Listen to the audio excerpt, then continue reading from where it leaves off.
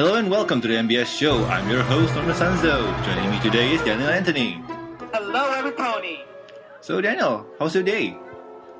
Day was pretty okay. I'm plum tuckered out because me and choir, we were rehearsing for a couple of hours, and we're touring Penang next week, so rehearsals are full on right now. Oh, that's good. Wish you all the best in Penang. Yeah, thank you very much. Of course, assignment season is over. Now we're moving straight into another thing. So yeah, no break for me. And joining us today will be our guest, Wasabi Bean. Hello, every brony, every pony, and everybody. So, how are you, Wasabi? I'm doing fine. Currently in Melbourne right now, it's 1 a.m. But hey, who's counting? Before we start off the show, we have to ask you the 4 important questions. And question number 1 is, who's your favorite pony? This is actually a kind of a hard question for me to answer, but I'll give a whirl. If I really have to pick, it can't be in the main 6 just because I love that ensemble. They work so well together, so I honestly don't have a favorite character out of them. If you say someone out of the main 6, I can sort of give you a clear answer in the form of Princess Luna and Discord. Princess Luna is a good answer. Oh, of course. In many ways, she is actually one of the most controversial characters. She's the black sheep of MLP, frankly speaking. Think about it. This is a character who was once evil, became good. We do not see for at least 20 episodes. Returns in one episode that's dedicated to her, and then we don't even see her anymore after that until the end of season 2. And even in that very last episode, that was like just barely, just small bits of her, which is just bizarre. True. Okay, let's move on to the second question. The second question is, what's your favorite season? Okay. Honestly, I guess in a way I still prefer season 1, just because it had episodes that really just shown so much actually, and had a lot of very simple but very quality episodes that really just made me laugh out loud. Like some of my personal favorites, it would be like Bridal Gossip, or even Stairmaster. Stairmaster is actually very underrated. It's the one where Flutterguy babysat the Kitty Crusaders. Oh. It's a very underrated episode, but it's a very enjoyable one for me, actually. I think it's just because you get to see Flutterguy attempting to be confident, but totally backfiring after that. Which is just great. On to the third question. How did you become a fan of the show? My story is probably a little simpler than your previous guests. I was actually on Kotaku.com. Maybe you know about it. It's a bit like a geek website, and I enjoy seeing that sort of stuff. I was surfing on it, and suddenly I noticed this white unicorn with a purple mane in the corner of my screen, and I'm wondering, why is this white unicorn looking at this little purple television? What was that about? So I researched more, and then I came to find that this whole show that's about My Little Pony, a 4th generation, which is bizarre. So I watched the first 2 episodes, and I realized, wow, this show has character. This show has action. This show has a freaking villain that was once a good person. You don't see that sort of thing, you know? One of the big hooks at the very end was when Princess Luna turned to good. This show is targeted at kids? Really? So then I kept on watching, and I just got sucked deeper and deeper into the chasm that is the bronydom.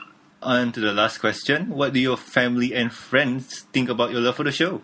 For my family, with the big exception of my brother, I don't tell them. It's as simple as that. I'm one of those fellas that keep things on the down. That's why I'm using a handle for the moment. Basically, my parents, they don't know about this, neither do my uncles or aunties. My brother, I have introduced him to the show, and he very much enjoys the show, so it's something I can socialize with him about, which I very much appreciate. If you say friends, again, I don't really tell anyone. I have shown this show to 2 people before, and they responded quite positively. I don't think they have become fans, but they can certainly appreciate it. One bizarre thing that happened was that the girl that show too, she actually recommended me to check out like those Barbie made-for-TV movies, which just slightly horrified me a little bit. Let's move on to the next topic. The next topic is housekeeping. Recently, the MBS Show crew did an interview with the world manager's brony, Dusty Cat Rose. You can listen to the interview at the mbsshow.blogspot.com. Let's move on to the next topic. In today's news topic, Daniel, you want to take this? Sure. The first news topic for the week. Exclusive Derpy Hooves is available. It was previously mentioned as a rumor that the Derpy Hooves brushable pony, yes, there's a Derpy Hooves brushable, it exists. And it was confirmed by USA Today it will be available for purchase at the 2012 San Diego Comic-Con and also at the My Little Pony Fair and Convention. The online purchasing will be available on Hasbro online store after the two events. So, if you want to get this Derpy toy, my god, she is adorable. And, the box, it comes already with the Comic-Con seal on it. So, we can be expecting to see this amazing toy come out at Comic-Con. The links can be found in the show notes, details, and especially pictures of this awesome toy. They're all right there. At first, it was a rumor on EQD, and some people speculate that it was going to be an exclusive for the 2012 San Diego Comic-Con. And because now, of the fact that it was floating around a Chinese shopping site called Taobao.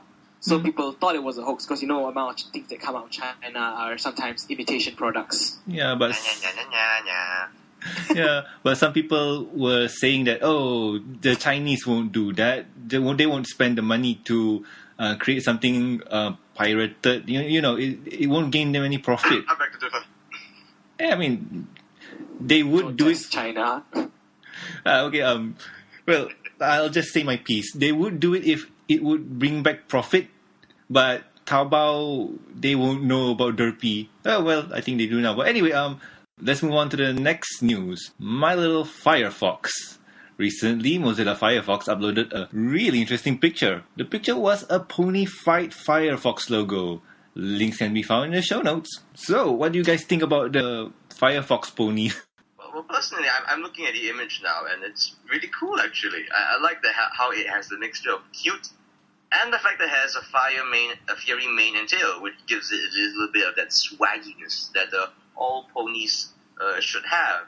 So yes, they were very smart in making this. Now, I'm pretty sure people are thinking of switching from Google Chrome to Firefox for some of the bronies right now. They're a bit torn. Yeah. Now that I think about it, okay, yes, Google Chrome is going to respond back. There is no way they aren't going to. I'll be very surprised if they do not respond back with your own pony, honestly. I don't think so, because Google Chrome don't have an avatar. Google tends to play well with these kind of things. These are companies that like to go to the lighter side of life as well. So I suppose Google Chrome is definitely going to try to respond back, just for fun.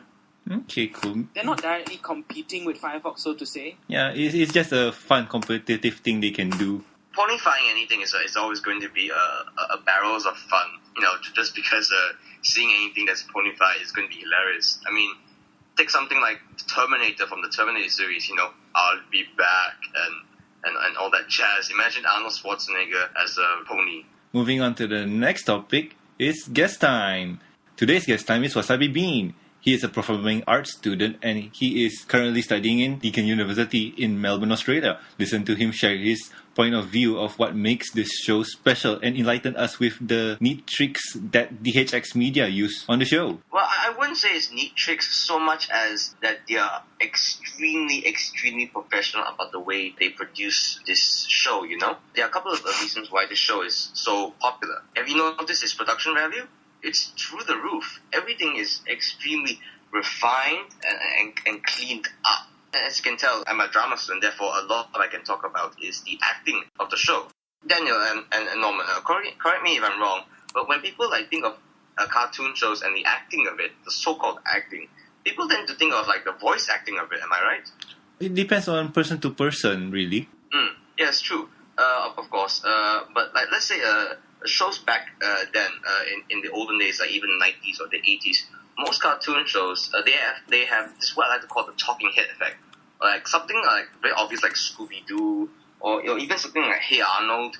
A lot of the characters will just simply move their mouths and maybe some of their bodies, but they don't go that far. You can see the stilted animation, you can see sometimes the lips don't move as expressively as they should be, something like that, which is one of the biggest drawbacks in animation. That was a limitation stated because in the 90s and 80s and 90s, people used cell animation, which was having to trace out characters. So every single scene was like a flip book animation. they had to create every scene individually. So too much movement would create a lot of work for the artist. So therefore, of course, when you come to think about acting in that kind of context, it will be very difficult for artists to, let's say, repaint and put so much movement into it because they used the Xerox technology. They try to copy as much from the previous scene as possible. So they minimize movement to do that. And that's perfectly understandable, people are always concerned about budget and keeping on a schedule. But look at My Little Pony. It's partly because they use a combination of Flash and with very talented storyboard artists and animators and outsourcing all that. One of the things that really drew me into the show was how fluid everything is. Like, everything just seems to be in a world of movement. Like, you see if a character interacts with one another, they both will be moving and reacting to each other. It's fascinating, actually, which is one of the reasons why the word acting is so heavily embedded whenever I see the show, because I can see genuine acting in it. And I would categorize acting for the show in two broad categories. One is voice acting, and the other is actually the animation itself. So that's something like storyboard and animation. Let's talk about the voice first, perhaps? Okay, let's do. Yeah, sure. Just to let you guys know, one of my specialties actually when it comes to the showbiz actually is actually at analyzing shows. Like, I've actually done reviews before. So in case if anyone is wondering, yes, I do know what I'm talking about, though. This won't be a horrifying fan service or me bloating my own ego to you people. Don't worry. Mm-hmm. Okay, but let's talk about less about myself and more about the voice actors. This show is really, really incredible for really pushing what you can do in children's voice acting. I'm not even talking about like animated voice shows. Like, for some shows like Justice League or Teen Titans, those are really targeted at older people. For most kids shows, if you notice, if you see something like Sesame Street or Akazuki Cha-Cha, that's like a really obscure show in the 90s. What I'm saying is, children's shows, especially if it's targeted at girls, they have that particular happy stylized voice, like hey everybody, and someone will say something in an almost vapid, chirpish sort of a way. Yes, I know that. Yes. And truth be told, this show does do that sometimes. But what really stands out for me is that even though they do that, they combine it with a lot of genuine acting as well. Like, how someone reacts to another is really good. Like this is the way Pinkie Pie says, like how Twilight says, but she only has one cat, and then Pinkie Pie says, give her time. Something like that is just incredible, So, let me specify, say what the style of the show is. The style of the show, in a very broad term, is that it is the voice acting style is a children's comedy. So it combines children's voice acting and comic acting as well. So something like sitcoms, like really good sitcoms, would have won't rely on what I like to call, it won't be reliant on gags. Very gag reliant shows tend to be very vapid and just like boring after a while to see, because there's no substance. There's a lot of substance, I like to think of it as, it's a little cutesy, it's a little saccharine, but it's also at the same time really a bit Ren and Stimpy-esque. The voice actresses, they really push themselves. I mean, just look at Rarity. Look at how crazy Rarity gets, I myself was actually wondering, okay, this character is a little on the diva side, and it's kind of like, and she's sort of like being like the flagship character to hate, actually. But actually, a lot of people say that she's the most complex character on the set, being hardest to understand in a way. Yes, and true. You know what? I might agree with that. I honestly do. Because of all the characters, she really is very unique in that she's a very urban pony. She has a job that a lot of people can understand. And just the way she carries herself, we might know people like that in real life. That's actually, who is that diva and that complicated. It's not hard to believe the character is real, even though she's so crazy, and the fact that she's a white unicorn, of course. I guess another thing that I can say is everyone's voice is very distinct from one another. This is one of the classic things about cartoon shows. Everyone will be extremely distinct from another and even have a different style to how they are, you know? So, I mean, think about it. Pinkie Pie sounds completely different from Flutterguy, even though they come from the same voice actress. Have you all heard an interview that had Andrea Lipman, actually? Both of them, the one at BronyCon and the one on EFR. It is creepy when you hear it, you know, because the moment I heard the voice, all I can think of was, holy crap, she's a shy Pinkie Pie. That's her voice, essentially. She's a shy Pinkie Pie. So all I can think of, she's like Pinkie Shy or something, you know? It's a bit of a combination of that. The remarkable thing is, this show really showcases just how good the voice actors are. Because back then, from what I understand, a lot of the voice actors used to do like the G3 stuff as well. But when they moved on to G4, they were told to really push it, you know, and not hold back, actually. So that's just incredible. That's how organic and how much they can make us feel. Like, even though a lot of it is very funny and aimed to make us laugh, like the infamous yay scene, you know, let's hear one, yay, something like that.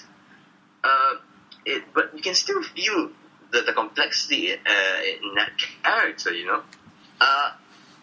Okay, one very unique thing I'll mention when it comes to like the voice actors in particular. I believe Lauren Faust chose Tara Strong, and that was ingenious, actually. You want to know why? Why? Do tell. Well, one of the reasons is, of course, that she's a very talented voice actress. It really brings Twilight Sparkle to life. The second reason, which is almost as substantial, is that she is already a very well-established voice actress. She's one of the very few voice actresses that if you put her in anything, chances are she's going to be shown in like the commercials, the featurettes, something like that. Because she can garner attention. Because she's been in everything. Yep. Everything from Teen Titans, everything from Batman Arkham City.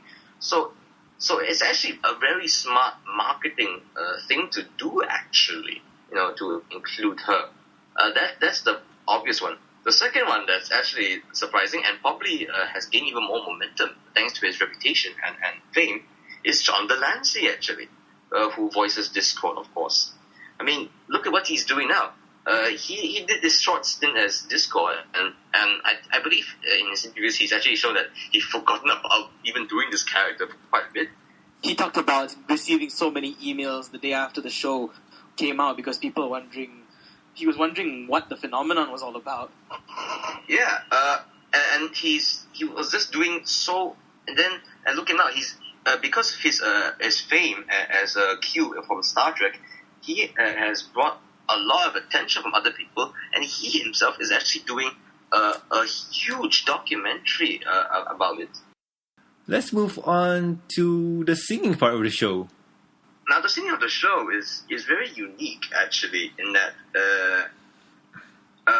it's, you know, it really goes back to the idea that most shows, even like previous generations of MLP, it tends to be vapid and tends to be a bit of the happy side. Same thing with the songs. You know, most of the songs are a little on the happy side, a little bit on the overly saccharine, sweet sort of thing that just turns off a lot of people, maybe even some little girls perhaps, who knows. This show's singing, on the hand, I would actually classify a lot of it singing to do with acting as well. I mean, just look at how the Flim Flam Brothers song worked out. You know, it has that song speak style that is very distinctive, but at the same time it shows something as well and progresses the scene, which is what a normal talking and acting scene is. Whereas for the singing, you know, that's what it does as well. You know, progressing something, really showing some flair to it at the same time, which is one special thing about singing. It really just shows a flair, and I really gotta give it up to the voice actresses. You know, the ones that sing. I mean, you know, it's crazy. Like some of the songs aren't exactly easy to sing. Let's move on to storyboarding. I mentioned storyboarding in particular and how important it is to the show because I'm basing this from what I noticed from Sipsy, aka Wildfire, aka Sabrina Albergetti. She's one of the storyboard artists for NLP FIM, and basically one of the more notable people of the show that uses DeviantArt. So anyone who's been on DeviantArt and likes NLP will probably have seen her website and multiple things that she's done. And basically why I mention this is because I must mention that the system they use, which is Flash, and in many ways, I dare say that they've actually revolutionized the usage of Flash. I've seen previous cartoons that uses Flash before, and they look a little static, and it just doesn't seem to pop out as much. But with this show in particular, they really go overboard, man. There's so many just moments where everyone is in constant movement, or at the very least, the points in the foreground, they're always moving, they're always reacting to each other. It's as if you're getting actual actors. The director will be saying, "Okay, remember to react to this person. Remember to go crazy with your expressions," something like that. So it's not just the facial expressions, but even the bodies also will be taking a step forward, moving their heads back. Something that specific, they pull off the show all the time, which is really, really crazy. I'll cite one simple example. There's this one scene, a few moments in the episode Mystery on the Friendship Express, where Pinkie Pie and Twilight, they switch hats.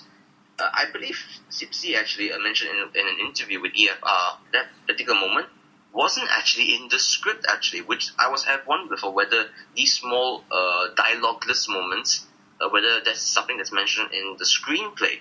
And turns out some of it is not, like the Pinkie and Twilight switching hats. And that actually added a lot to the scene, added a lot of visual cues, and it was kind of cute to see that they're just switching hats, which is really cool. Most shows that maybe employ a different animation style or more traditional style. So adding something like that will probably take quite a bit of manpower. But for something like Flash, where they can reuse expressions, reuse vectors, I'm not saying it's a snap, but it's something more doable and something they can do far more often, and just offer so much more to the audiences. So Wasabi, what are your final thoughts about the acting on the show? Well, but basically, in many ways, this show really goes well and beyond. Like the quality that and standard that it holds is incredibly high, to the point where even shows like that have a really higher budget and are meant for older audiences, even they sometimes just don't pop out as much as this show does. So I think that's something that fans of this show can, I hope, can appreciate more. Just how well the characters interact with each other and how much we are sucked into the world. One of the reasons is because of that's how fun and charming the characters are. It's as simple as that. We enjoy it, therefore we watch more. Well, that was a rather interesting conversation. So let's move on to the next topic. Email time. In email time, we got no mail. Not again. Again? Yay? No yay. If you have any questions, concerns, or suggestions for the show, you can contact us at mbsshow@gmail.com. You could also reach us on Twitter at the MBS Show, and I'm at Norman Sanzo. And I'm at Saint Pinkie on Twitter. And also, please subscribe and rate us on iTunes. Links will be provided in the show notes. If you want to access the show on iTunes, all you need to do is search for The MBS Show. This show can be found on iPads, iPods, and iPhones, and any device that runs iTunes. So, I've been Norman Sanzo. And I'm Daniel Anthony. And I am the Wasabi Beans. And here I am closing the show, I guess, with Evil Enchantress.